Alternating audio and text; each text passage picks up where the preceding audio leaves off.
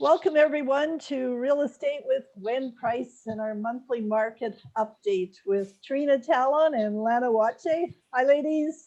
Hi Gwen. Hello. Hi Lana. It's a little bit warmer today. Spring is in the air, do you think? I don't know. I think spring is in the air. I know all the snow fleas are out and the birds are starting to change colors. And so somebody spotted a bear the other day. So I think we're rolling. I think spring's in the air for sure.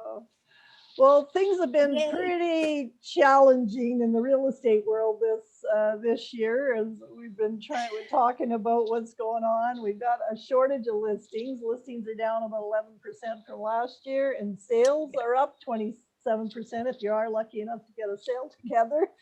The average sale price is up about 6 to 7% since the end of last year. So we're just continually seeing the same thing that kind of happened last year, only to a bigger degree. I was just telling you ladies, like, I just kind of, when you look at the sale to list ratio, it typically over the years has been 97 to 98% of what something is listed at is what it'll sell for. And right now it's about 103, 105%. So that means there's all the multiple offers or the list, it's selling for a lot more money than the list price, right? And we've seen some staggering things happening. Kudos to the sellers, brutal for the buyers. Yeah. We've seen things going $60,000, $80,000 over and more in some cases. Yeah, they're more in some cases for sure. Income properties, I know there was one income property that just sold for $150,000 over asking price now. But the residential resale market here is just insane. Like it's I do feel bad for buyers because there are a lot of buyers out there that are getting frustrated. They're writing offer after offer and not being successful when you're competing against 10 or 15 or 20 other offers. You know, it's difficult, it's hard, and it's frustrating. You got to hang in there though. I mean, eventually your time will come. So you sellers out there that are thinking, you know, maybe I might want to sell, now is definitely the time. It's definitely a good seller's market. So and maybe jump in. And it's not unique to Sudbury. It's right across Canada. I'm especially in touch with people looking to see what's happening in Ottawa because I've got a couple of people headed that way. And same thing, they're going like 100, 150,000 over list price, and there's a real shortage of listings. And you know, a lot of it I think is because of the COVID's a factor, and a lot of people are hesitating, you know, worried, maybe especially a senior person's going to be worried about COVID coming into their house, right? But we do take precautions. Like, how are you finding things, Trina, in for the mortgage world? It's still very different, of course, with it's a lot of phone calls on Saturdays and Sundays from realtors wondering, are you sure my client can go in without conditions? I go back and I boot up my laptop at home and check to make sure that everything is still okay and confirm with the client that they're still at the same job and haven't incurred any more debt or anything like that. And it's definitely very interesting. I have a lot of people calling me and asking me what a construction mortgage looks like, what we would like to build. And then I explain to them, well, you're not doing that with 5% down, and they say, okay, we'll keep shopping. So still tons of pre-approvals, true pre-approvals where the credit bureau gets pulled. I want to see down payment now, because even that's getting a little bit tricky, and income, and making sure. I have to let people know I have a little disclaimer in my pre-approvals now that if you're off due to a COVID lockdown, then don't go buy a house. You have to wait. And a lot of people, they think because they still are getting some money coming in that they still can go and do those things. But that's, I mean, you can't do anything major. You can't go buy a truck. You can't go buy a boat. Don't do those things if you're going to be buying a house. Do not make any changes, and don't change jobs, and because all of those things affect it. Exactly. Yeah. But it's still really exciting for people buying homes, and when they they do actually get their home. It's awesome. I Yep. know that, building contractors are very busy too right now, because a lot of people who don't want to be in the bidding wars are buying homes that do require renovation, updating, then they're not caught up in the property that we were just talking about earlier with 30 different offers on it, because they're buying properties that need a little bit of work, and those seem to be not as affected as the ones that have had the lipstick put on them, as the saying goes. Yeah, you're paying for somebody else's decorating, upgrades, whatever. And a lot of people don't realize that they can add those things into a mortgage. Like, what do you call that? The purchase plus improvements? Purchase plus improvements. Yeah, and roll it into your mortgage, because they think, oh, I can't buy that because I got to find $20,000-$30,000 somewhere to do that improvement. But yeah, and the same thing with electric heated houses. I don't not look at those. You can put gas, if you really want gas, you can put gas in a house, and that again could, there's different ways of doing that, of financing a furnace and an air conditioner and all those things. So for sure. There's sometimes they just don't even want you to send them anything unless there's gas. But really and truly, especially in this market, you should be looking at any and all different types of scenarios. Yeah, because there always are options for upgrades and changes and to finance those changes as well. So yeah, it doesn't hurt to look. You need to look. Yeah, and I was looking too, just to see what the average days on the market. Right now it's running about 47 days, but I mean, there's some that are not, right? There's some that are gone, they're listing, holding off offers for maybe 4 or 5 days. So they're gone in a week, literally a week.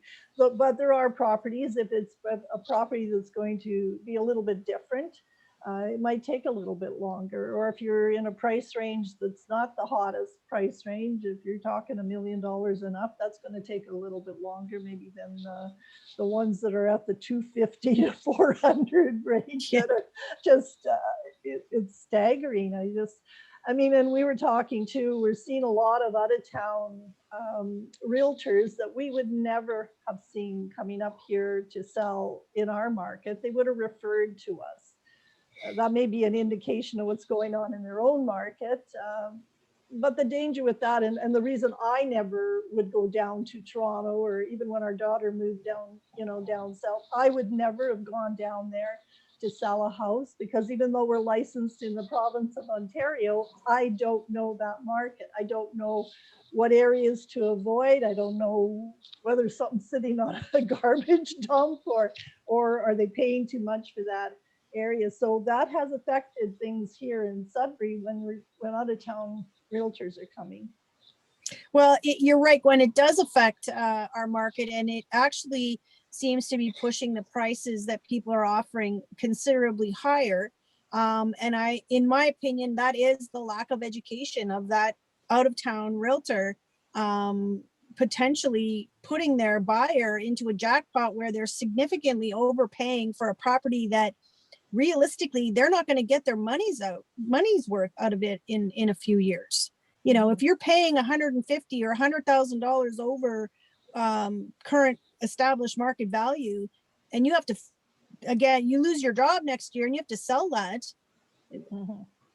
we're not going to be able to get you $100,000 over what you paid. I mean, it's an unrealistic expectation. And that's really why when people are selling, it's important to know who your offers are coming from. If it's a local real estate agent that knows the market, that knows the local lenders, deals with the local mortgage brokers, those, and that money is going to be put back into, those commissions that those agents make gets put back into our own economy, into our own local businesses and local shops. Whereas an out of town agent takes that money back with them to Toronto or to Ottawa or wherever they are.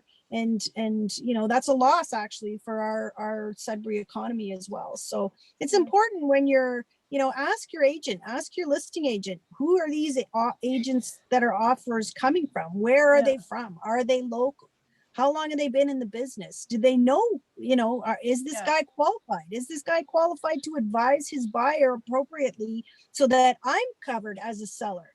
Mhm. Because, you know, you can write a cash offer for any kind of money you want, but if the guy doesn't have the money and he's not qualified, then it's your loss. Then the deal is not going to close.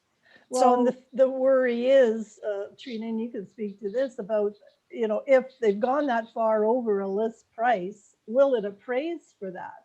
And if they've gone unconditional, like, I mean, it's, you better have that other difference. If it hasn't appraised for that value, where are you going to come up with the difference? You better have that money somewhere. Well, and that's the confusing part, right? I have a couple of clients right now that have, I would say, let's say they've got $80,000 to $100,000 sitting in their bank account, and they say that they can put it towards a down payment, which is fantastic. And if I pre-approve them for $320,000 and they go and they buy something for $400,000, then their down payment is based on that, you know, let's say 320,000 is based on the mortgage amount. The remainder, that money that they're putting into, so this may take them from being a 20% down or 35% down client to a 5% down client. Because that additional funds between the 320, like let's say that's what it appraises at, and the 400, that's equity that they have to pay for in the house if they still want it. Mhm. So that changes everything. That changes pre-approvals. That changes what rate they may have been quoted as well, because we all know that there are multiple rates based on the amount of down payment that you're doing. So Yeah, there's a lot of emotion involved in some of these transactions, and it's like somebody really wants to win, so they will put in an unbelievable offer in order to get that house, and they get caught up in that whole thing. And so that's why you need a realtor who's experienced, who knows the market, you know, to try to calm you down sometimes, because you can get so caught up in just trying to get that house. And it's just interesting times. Like I say, it's fabulous for the sellers and our buyers. There's still opportunities out there, but you do have to be patient. And hopefully, as the weather improves too, we'll get more listings on the market. The rates too, Trina, what's happening with the rates? well, rates have gone up a little bit, but still a lot less than what they were at 2 years ago. Basically, a lot of people have the misconception that rates are strictly determined by what the Bank of Canada sets out, but they're not, because the money that comes in, the money that's being lent to someone who's buying a house from the lender comes in from investors. It doesn't matter if it's from one of the big 5 banks or it's from the lenders that I love to deal with that only do mortgages. They all have investors behind them, and those investors are very much how they determine their interest rates on how they're lending their money out is based on the bond market. So when those markets start to go up, interest rates start to rise as well. But we're still nowhere near where we were a couple of years ago. We're still below 2%, which is, in my opinion, at 3.39 2 years ago, I call that free money. Yeah. I know. So yeah. And when they say they're going to go up, they're not all of a sudden going to go from 1 point something, 2 point something up to 6. It's not, I mean, that would stall the market, right? But they may still go up a fraction. I mean, and that's why you need to be talking to somebody like you, Trina, who's on top of that sort of thing, to see what's going on with those rates. And it isn't just you go online and you see that rate and that's what your rate's going to be. It could be totally different, right? You really need to be talking to a mortgage specialist. And again, for me, the conversation for me is never about rate. It's about exit strategy for clients, because the 5-year fixed rate is something that the banks love to put people in, and it has a lot of history to it that I won't get into about qualifying and things like that. But they love to tie people in that because it costs so much to get out of it. And a port is not a port like it used to be back in the day. It's a lot more complicated now to move money from one house to another. There are rules. People end up like having multiple mortgages on one property because of banks not wanting to do blends and all this kind of crazy stuff. anyways, there's a lot that goes on with that rate conversation, and Yeah. making sure that you're also, if you just go onto Mr. Google and, and look up a rate, you know, Yeah, those really, really super low rates that you see online quite typically have something called a sales clause in them, or they have, which means you have to sell in order to break the mortgage. You can't just refinance it to another bank. Yeah. Or alternatively, they'll have a very high administration fee, like 2% of what's left of the balance plus your penalty. So you really, I love variable. If you look back over the last 15 years of rates and variable, all this kind of stuff, if everyone went with variable, even when we had to go up a little bit a couple of years ago, they still would have won over the fixed rate. Yeah. So I really, really push variable because I'm typically a very optimistic person and Yeah. positive, but you know, the stats Yeah. are only 68% of Canadians, like 68% of Canadians break their mortgage in a 5-year term yeah. Yeah. for whatever That's- reason. There's Yeah. tons of reasons. Oh, There's tons. always a reason. Yeah. Yeah. Well, Yeah. and that's why I don't even pretend to know all the ins and outs of mortgage. I kind of pay attention to what's going on, but For things sure. keep changing, and that's why we all need to deal with a mortgage specialist, because that's what you do. We do our job, you do yours, and it, you know, banking is not what it was many years ago when our parents got a mortgage or a loan or whatever. It's totally different. So it's so Yeah. important. And definitely do not be shopping for a house without having talked to a banker, a mortgage specialist specifically. Well, I have to tell you, Gwen, for this year, I'm thinking about it. Time just seems, I feel like I'm in a time-space continuum on Star Trek right now. Everything I say is like a couple of weeks ago, and then I think back and I go, no, actually, it was December, which is like Seems 3 so months long ago. ago. But I would say almost every week this year, I've had an offer land on my desk where people have gone in cash because their bank has said that they could.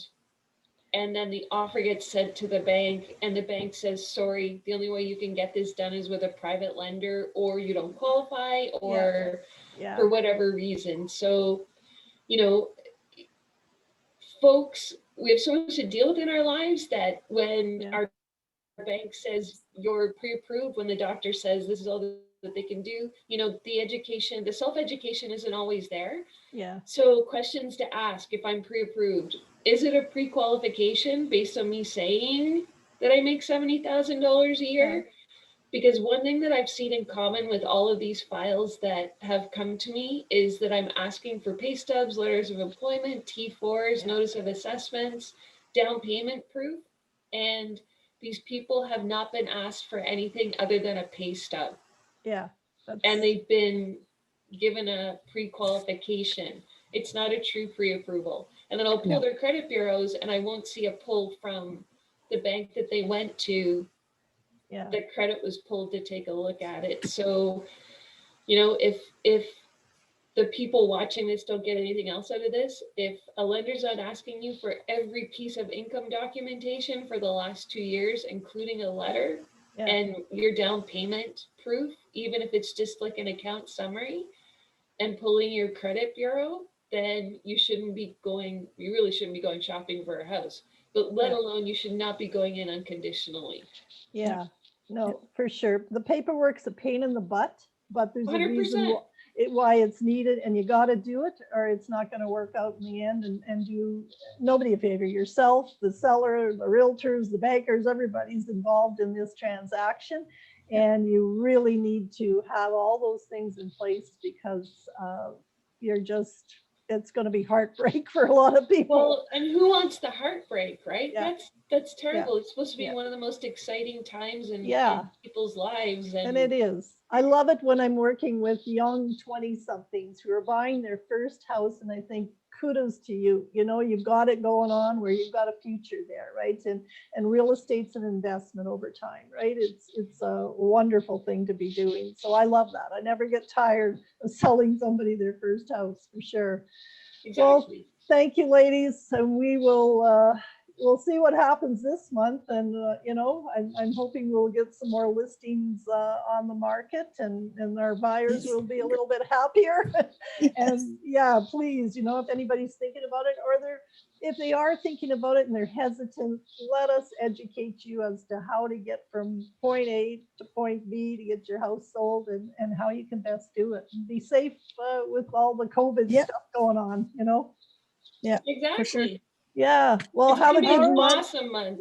You'll see. Yeah, we will. Yeah, for sure. It was great talking to you. Take care. Have a Good great talking to you. day. Take care. Bye. Bye now. Bye.